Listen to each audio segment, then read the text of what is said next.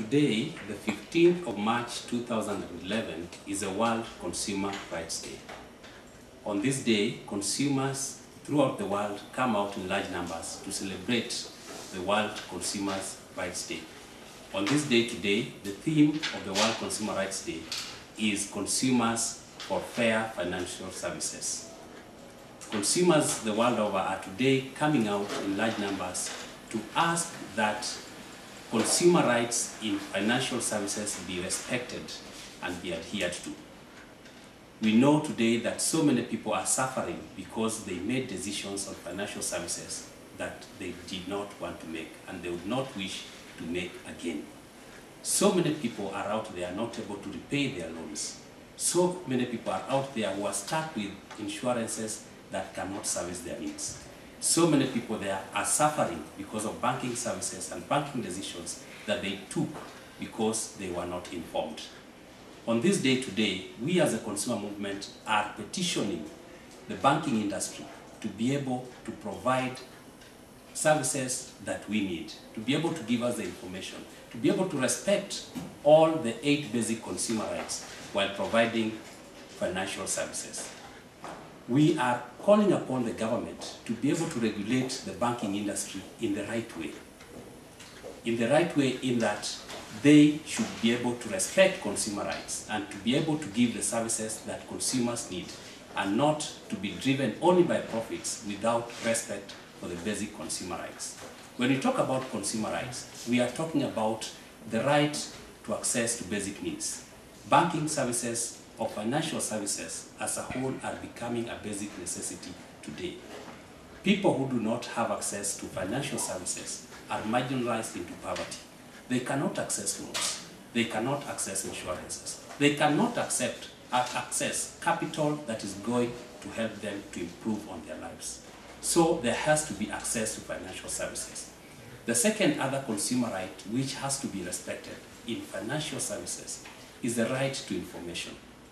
Consumers need true and actual information that they will be able to rely on in terms of making decisions, critical decisions on financial services.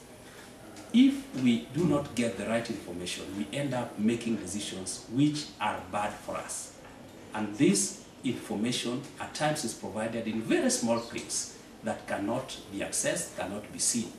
This has to be regulated, and the government, the regulators, have to ensure that all information is availed to consumers. There is also the right to choice. With the right information, consumers should be left to be able to make the right judgment on the financial services that they need and that which suits their different needs. We have also to respect the right to redress. When consumers have a difficulty or have a problem with the kind of services that are offered to them, then there has to be a mechanism in which they can get access to redress. They can go back and get their money back, and they can be compensated for all the damage and all the injury that has been caused because of these particular services. It is important that we respect these rights. The other rights which are there are, of course, the right to representation. We as consumers have to sit in the various boards that are necessary and which are making decisions on financial services. We have to be there. We have a right to be there, and that has to be respected. Besides consumer rights, we also have to know that consumers have responsibilities. I would urge you to know that as consumers, we have to be aware of our rights. We have to be able to take action when our rights are being violated. We also have to ensure that we work in solidarity. And I'm so happy today that the Independent Organization of Consumer Protection here in Thailand has been established. These organizations and the consumer movement the world over goes a long way in terms of ensuring that consumers are adequately represented and that they are also protected in terms of any right violation. I would also wish to inform you that today a lot of activities are going on. The activities that the consumer movement is doing today include petitioning their governments to be able to put up instruments that will protect and ensure that consumer rights are respected and not violated. The other kind of action that is going on today in other parts of the world are things like media action.